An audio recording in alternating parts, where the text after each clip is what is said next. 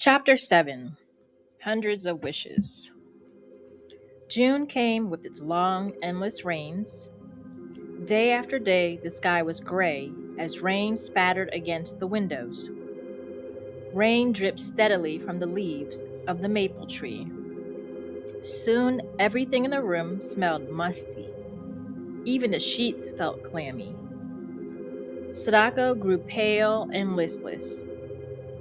Only her parents and Masahiro were allowed to visit her. The bamboo class sent a Kokeshi doll to cheer her up. Sadako liked the wooden doll's wistful smile and the red roses painted on its kimono. The doll stood next to the golden crane on Sadako's bedside table. Mrs. Sasaki was worried because Sadako didn't eat enough. One evening, she brought a surprise wrapped in a furoshiki bundle.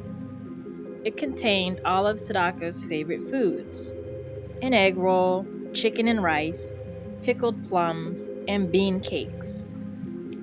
Sadako propped herself up against the pillows and tried to eat, but it was no use. Her swollen gums hurt so much that she couldn't chew. Finally, Sadako pushed the good things away. Her mother's eyes were bright as if she were going to cry. "I'm such a turtle," Sadako burst out. She was angry with herself for making her mother sad. She also knew that the Sasaki family had no extra money for expensive food. Tears stung Sadako's eyes, and she quickly brushed them away. "It's all right," Mrs. Sasaki said soothingly. She cradled Sadako in her arms. "You'll be better soon. Maybe when the sun comes out again."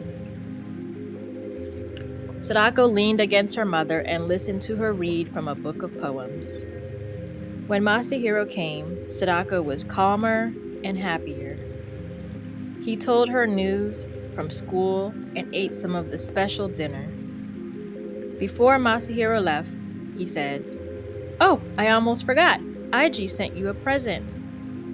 He dug into his pocket and pulled out a crumpled piece of silver paper. "Here," he said, giving it to his sister. "Ig said this is for another crane." Sadako sniffed the paper. It smells like candy," she said. "I hope the gods like chocolate." The three burst out laughing. It was the first time Sadako had laughed in days. It was a good sign. Perhaps the golden crane's magic was beginning to work. She smoothed out the paper and folded a bird. 541, but she was too tired to make more. Sadako stretched out on the bed and closed her eyes.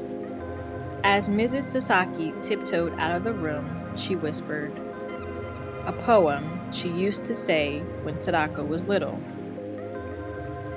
"O flock of heavenly cranes, cover my child with your wings."